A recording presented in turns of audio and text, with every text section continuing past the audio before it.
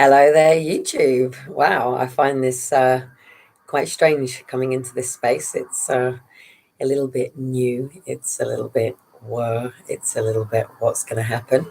It's a little bit of um, who is who and who is over here, really. For those that don't know, for the last sort of 10 years, I've been over on Crackbook. So all my lives and any videos or any posts or any blogs or writing have all usually been sort of certainly since 2010 have been on my YouTube channel. Not my YouTube channel, on my Crackbook channel. So I think my page from 2010 to 2012 then got shut down, and another page has been shut down, but predominantly everything's been done over there. So this is a little bit of a new space for me. And with that brings new awareness of oneself, awareness of the environment around you, and just genuinely more, it's more putting your face above a parapet, isn't it? So anyway, the title tonight is about two, not coaches, they're therapists, they're psychotherapists, but there is a little bit of a collide that is going on in the psychology world. And it hasn't happened yet. As an interventionalist, I see it happening. I was just catching up with Richard, who is a coach who talks about narcissism and codependency and things like that. He talks from somebody who has been through and somebody who sits on each side, but also somebody who's come through a lot of the sort of coaching qualifications. So tonight I started watching one of Sam's videos, and in it he makes reference to Jordan Peterson.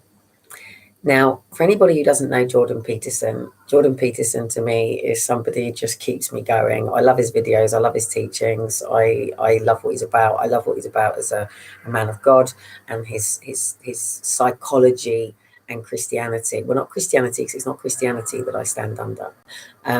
Christianity is still a man-made thing. So that's not what I'm about. So, but anyway, for those that don't know this world, Jordan Peterson has obviously come out about having his own personal struggles. So you're talking about a therapist admitting to mental health. Now, obviously, he hasn't been talking openly so much himself at the moment, and I haven't actually seen him upload a video where he's talking about it so direct. But obviously there is a lot of stuff coming out about it. So I don't want to get caught up in the gossip or he said or she said. But what was very prolific about what Sam said tonight is Sam said, if I believed in God, I would pray for the man, but I don't. So I will just wish him well. Little Kelly Cotton's head starts cogging away. And I've been trying to find the point between where fear and faith collides, and also to do with attributions as well, because it's all about how we communicate with the outside world and the people around us, for them to understand us inside, us truly. So when I come on here and go, hey, I'm Kelly Cotton, what the fuck does that mean? Well, what does that mean? Well, one, Kelly is the name that my dad gave me. He was the one who named me. He had a massive big crush on Kelly from Charlie's Angels and Kelly LeBrook, the woman in red. So that's why I got the name Kelly. In fact, it was actually originally spelled Kelly with a Y, and then it became Kelly Ann, and then it got changed to Kelly with an IE and Kelly Ann. And Cotton is my second husband's name. It's my divorced name. So take those two things away. Is there any meaning to me whatsoever? Am I known by a name, Kelly Cotton? Because if I am, that's really sad, because then I get stuck as a woman. Do I go back to my old name, my original birth name? My original birth name gets challenging. Why does my original birth name get challenging? My original birth name gets very challenging because in the structures of the world as I know it, children take their father's names, and therefore the legacy continues. Most fathers want a son to carry on his world, be it his business.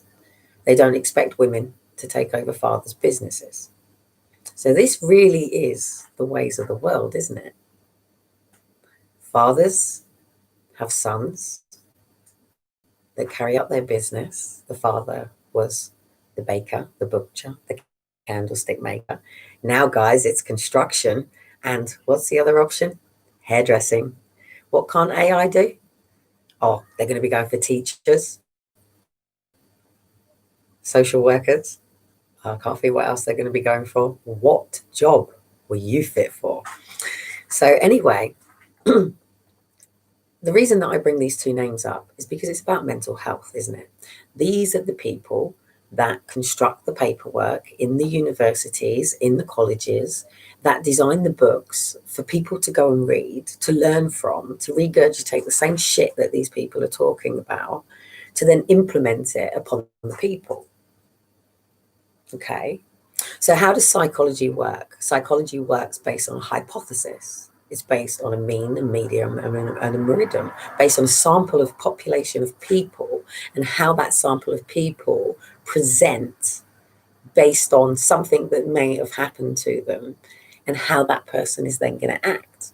What is the biggest study? Alcohol, drugs. Why do people take drugs and alcohol? Well, people take drugs and alcohol because they want to mask that Kelly or Cotton, that once you take that away, well, what's left? Well, who the fuck is Kelly Cotton? I'm not an alcoholic or a drug addict, but who the fuck is Kelly Cotton when you take away the Kelly? So am I Charlie's Angels? Is that who I am? So I'm a woman in red, am I? So basically, I'm my dad's fantasy. Weird that.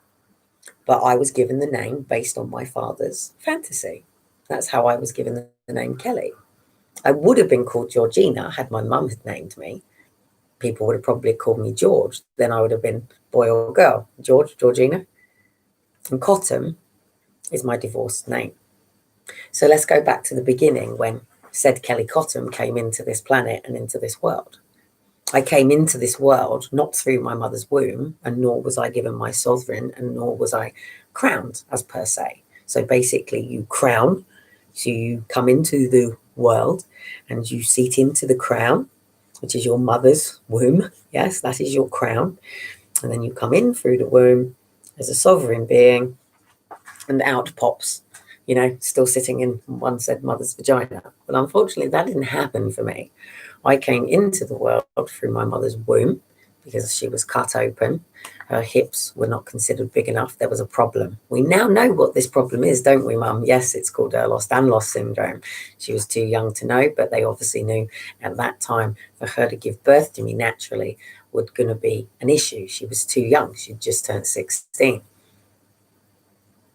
Now, I was upside down. I had the cord wrapped around my neck. And obviously, it was a complicated birth.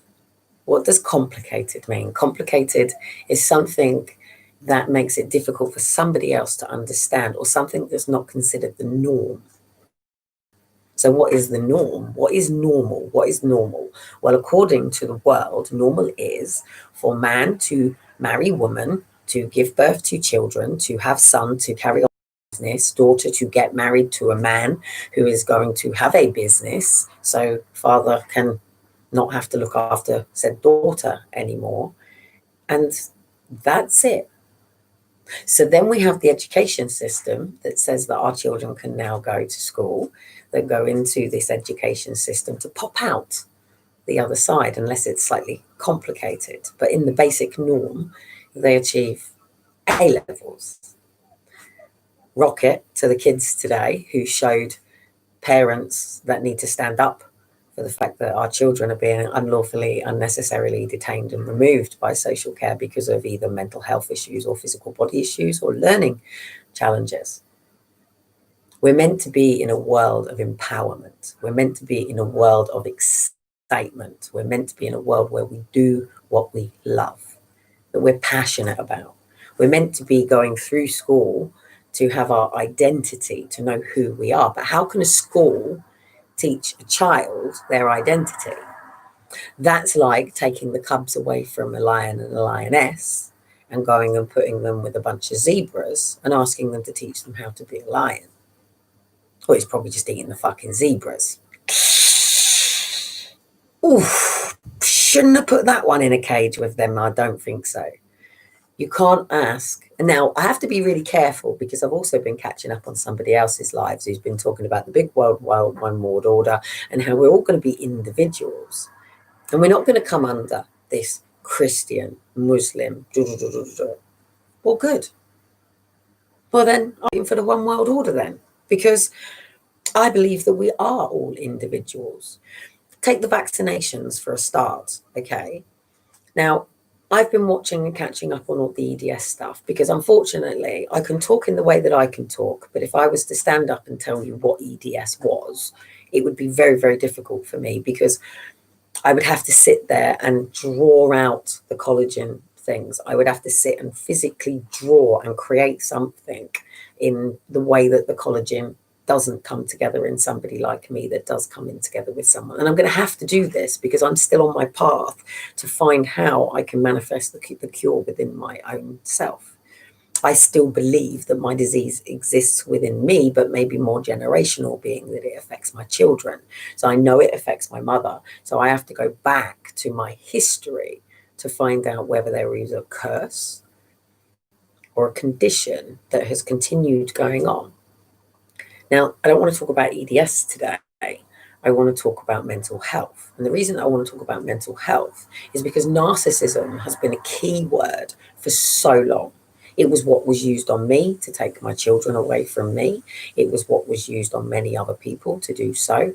And it's what's used on people who have been through sexual abuse and trauma, who have tried speaking out about it.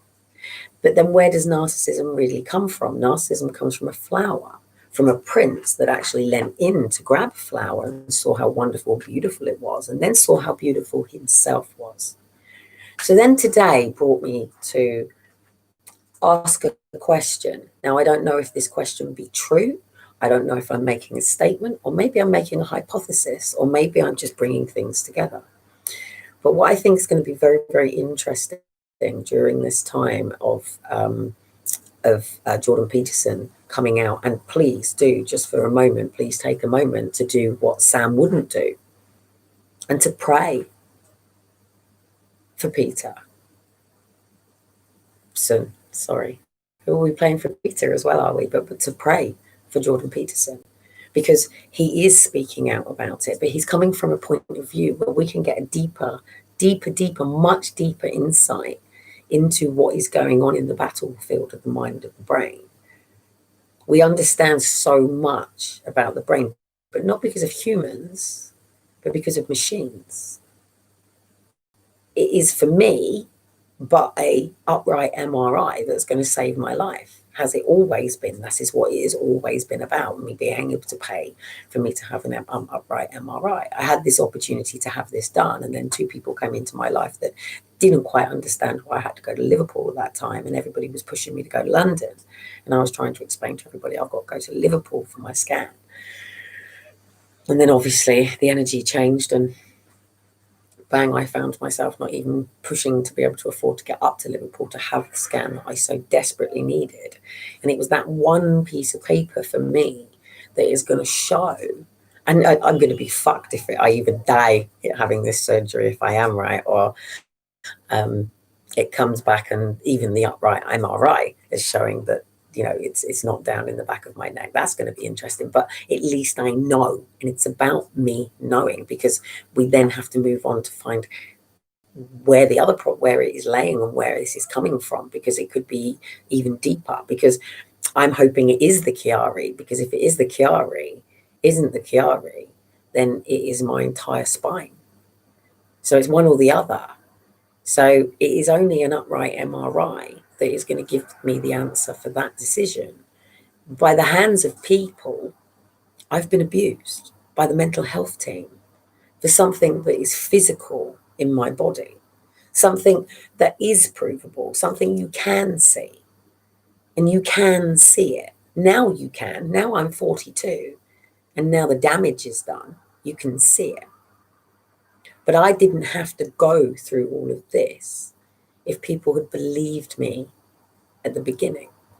If people had listened to the cries that I made as a child and rather think that I was just a annoying little fucking child. I don't know if anybody believed this at that time, but I know if you've probably got a child that is very uncomfortable and eventually learns to self-soothe constantly and is constantly trying to tell the adults around them that there is something wrong, and all they say is and then when you go to the A&E, because that would be the first point of call that you would go to if your body is in such severe pain that you cannot deal with it yourself, just as we should if our mind is. It should be completely normal in this world to talk to people. It's called dialective therapy in the therapist world. What does dialective therapy mean? It comes from a Buddhist term. It means talk. It means talk about the shit on your chest, basically. Get the shit off your chest. That's what dialective therapy is. But we can't do this in this world. Certainly not here in the UK, in this Western world, because we get 5 minutes with a GP. And in that time, you're expected to sit outside in a waiting room while you're meant to be going through what you're going through, then going into a room, which is then uploading computers. And then by the time you've got that in, then you've got to explain to them what's going on, which they'll then just say, hey, you must be depressed, pop a pill. Oh, maybe I can make a referral to here. And then you're going around the houses again because there's somebody to refer to for my little toe. Sorry, that's actually my finger, but you know what I mean. It's down there, you know. There's somebody to refer to for audiology. There's someone for my throat. There's somebody for my head. There's somebody who's got to deal with the inside of my head. There's somebody who's got to deal with the outside of my head. Oh, don't forget my shoulder. Sorry. There you go. And then this is annoying because every time they do the scans on me, the dozy humans put fluid in it so they can see. But that then puts my joints in place. Now at 42 it doesn't, because now it's more lax than it ever should have been. But what I'm talking about is we are born. And when we're born, we are born from 24 chromosomes, okay? We create a man or a female, whether or not we're a Modaffrite, that is slightly different. I'm not into all these big other genders. I believe it's all mental health and people really need to get their shit together. But that's my point of view. And I don't live believing I'm a boy. I'm a woman. I've been a bit of a tomboy. I've even been what people could have called a lesbian, but that's just comes from the trauma of dealing with sexual abuse and climbing yourself out of the shit. I was also an escort once, but it's not who I was or am. It doesn't define me. I'm not a whore walking down the street. I was a mother who found myself in a very challenging situation, who needed to keep a roof over her head and didn't know what the fuck to do. Didn't mean I enjoyed any experience that I went through. In fact, it gave me a greater insight.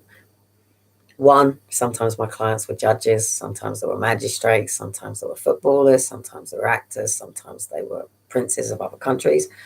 I learned a lot. In fact, my nan actually said she'd always wanted to send me to a Swiss finishing school because I was born here in Portsmouth, but I wasn't raised here in Portsmouth. I was raised about 40-minute drive.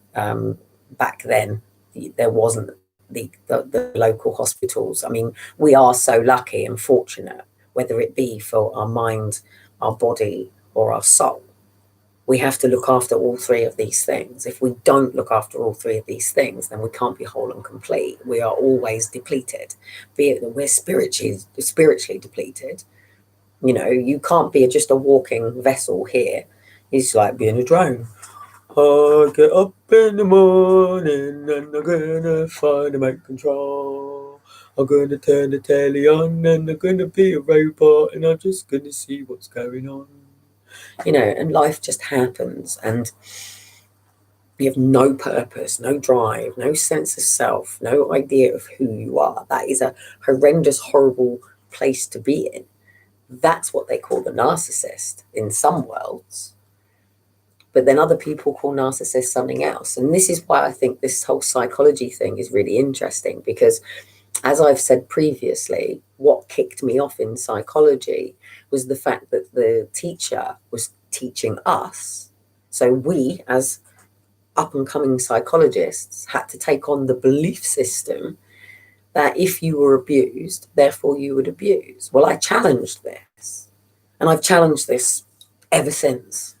And I've continuously chose to help and support people, and I wouldn't even have a clue on how many, because it's been the people in the toilets that break down and cry to me. It's been the people that I meet on the field that I end up sitting on the park while our kids play. It's been the people that I meet online that get 4 or 5 hours to just offload to me on the phone. It's been, you know, people that I've met on protests, people that I've met in workshops, seminars, events. It's always just that one. It's that one person that just can't take that extra lid off, and they always sort of seem to find me. And it's always been childhood sexual abuse trauma. And that's pretty much who I've been here for since, God, I've been doing this since I was 12. I think I've been helping and supporting people through sexual abuse trauma since I was 12, probably. Yes. It's just that I wanted those letters after my name to be able to go into a court to tell them they were wrong. That actually, just because somebody has been sexually abused, it doesn't mean that they're going to go on and abuse. You can't say that. You can't have that belief system. And that belief system has controlled our mental health, psychology, the help and therapy that people get. And it wasn't even to challenge us. He didn't ask us to challenge us. He wasn't challenging us. There has been lots more of people bringing theories and stuff out since, more so since we've been talking about, you know, the removal of forced adoption and things like that. Colleges and universities and students have been picking up on this. But even today, a massive big research studies come out about childhood sexual trauma. And again, they're relating it to, you know, how do you deal with being a mother? You know, if you're a mother and you've got challenges as a mother, you have to get on. There are no sick days. It's not like being a builder and saying, "Oh, John, I'm not feeling well today, mate. I ain't coming in to work today. Oh, good be off. I've got to go get a sick note from the fucking doctor. Yeah, I'll see how long it gives me off, mate. I ain't signing on no fucking benefits. I'll be back to work, John. Don't worry about it, mate. Just a bit of man's flu." Yeah. And then he gets to go home and go to bed.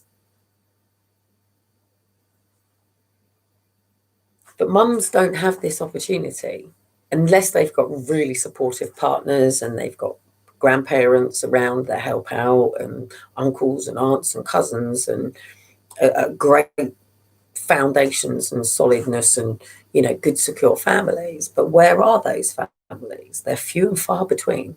Hats off and congratulations to all those solid families out there. Hallelujah. You know, teach the way, lead the way, and show the rest why it is wrong, why we don't want single mothers in the world. It's not, I'm not saying beat the single mothers up and take their kids away like you used to do historically, but you're still doing now, because we still come under these laws. We still come under these old psychologies. Now, these old psychologies are now having breakdowns and they're starting to admit that actually, you know, that professor that you were listening to in university used to walk in and go, "Fucking hell, drink today. Oh my goodness, have we got to listen to him again, pissed." Yeah. And that pissed lecture that we all had that now you couldn't really get into a classroom, but you might get away with it. But it wasn't that long ago that they were getting away with it. God, we had people like Freud, for fuck's sake. Do you know how fucked up that man was? Like, seriously. But this point in psychology is very interesting. And the reason that I feel that it's interesting is because Sam didn't want to pray for Peter Jordanson today. He's wished him well, and that's great, but it was done in sarcasm. So then I actually get to highlight now who are the people all around psychology that are all molding the YouTube videos that the coaches and all the people are spilling out, and what's coming out and about and around. Alongside political war, alongside obviously a spiritual war. And I've always come to learn, take, for example, when Dean and I first got here, we walked the square and there was a protest going on. and on the right was one side and on the left was another side. I can't even remember what they were standing up for now. But me and Dean stood right in the middle, and we said, well, you're more left than them and they're more right than them, and actually you should just sort of come down here and just talk to each other. So you tend to find that because people talk from reflection of their own mind, and because people talk from their own understanding and their own belief systems and their own perception of the world, and it's very, very, very difficult for anybody to be able to concept. This is why I'd be gutted if they said that I wasn't Asperger's, because my brain does bend it, and I'd love to think that actually it is because I'm smart and I'm a genius. So that gives me the confidence that I need to go, I can follow my own thinking, I can run with these ideas, I can. Sometimes I'm sarcastic with things, by the way. So if you're ever over on my crack book, I'm not going to be on my crack book anymore. And the reason that I'm not going to be is because it takes away a whole level of professionalism, because whenever I'm talking about either Aaron or Faith, which is breaking my gag, or if it's talking about what I'm going through now with social care, yet again failing to put me under the right construction, and as I've said, for every time you do this, you are defamating my character, you're discriminating me. And because, of course, the amount of people that then phone in to the police or social from my Facebook, and when people hear the word Facebook, it just comes up as it's like a kiddie little platform, isn't it? But it's not for people like us, who I was back in 2010 prior to Aaron Faith being taken. And also because I've got so many gaggings on me, and they have contacted these people. There is a couple of people whose accounts are being taken down on Thursday, by the way. I believe the Wake Up UK is causing havoc with people, and are actually taking proper licenses to get people shut down. I don't know what's going on with them. I don't know what's going down. But what I find interesting is over the last 10 years, now, the psychologist that actually wrote the report, Dr. Edward Myers from Bangor, she said something in there. She said, Kelly said she's not into witchcraft, yet she's been to a ghost hunter's night, but that her father was a Buddhist teacher and trained martial arts, yet he says he was a builder. Now, none of that is true. And so this is how it is so difficult. How does a psychologist, or even, well, so the psychologist comes in after. So if you're dealing with any family court situation, or even going to see them prior, it's going to be your GP, or it's going to be obviously the social workers and the courts that have asked for the report to be done. So that report can only be done based on paperwork that exists within the system, which is nothing more than a tick box of their own correlation of the system. So it doesn't have what they consider irrelevant information. So me, who as a child, who now luckily in my foster care file, it does actually have it in there. So there is record in there of me saying about my jaw, about my fingers, about my hands, and about my knees. So there is a record of it in there. And also, when they terminate my baby, there isn't a record of what is actually said in the foster care files or the social workers' files, but there is with me with a meeting with the doctor, because I was begging the doctor to not let me go through with this. And I was telling him what the previous doctor had told me. So there is actually things saying that they did actually do an autopsy on my baby and it was well. So that's really horrible to have known that the baby that was ripped from my womb also went through an autopsy to check that the baby was okay, because I was given so much information, because I was told I was 15, I wouldn't be able to cope with the child that was going to be born with a cleft because of the medication that I had been on, and they completely manipulated me into having a termination that I cried and cried and cried and cried my eyes out. But then I had to deal with that because I've become a mum. And I had to put all of that pain away.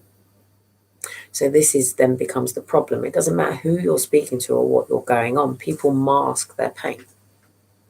People mask their trauma. Because some people have got to get up and go to work tomorrow. So if your mum has died, but your boss doesn't give you the allowances, and you have to still get up and go to work and still make funeral allowances. You have to pack it up and put it in your old kit bag, as the good old song says, and smile, smile, smile. Pack up your troubles in your old kit bag and smile, smile. You're a fucking cunt. You're a fucking cunt. I think you're a wanker. Do you know what I mean? So at the end of the day, it's really, really, really, really difficult for any person. If you're getting 5 minutes with a doctor, 40 minutes with a counsellor, finally getting to see a psychotherapist, it's bullshit. The system is bullshit. And we're going to watch it completely combust in front of our eyes. You're going to see people who have been spreading narcissism, causing war and divide between women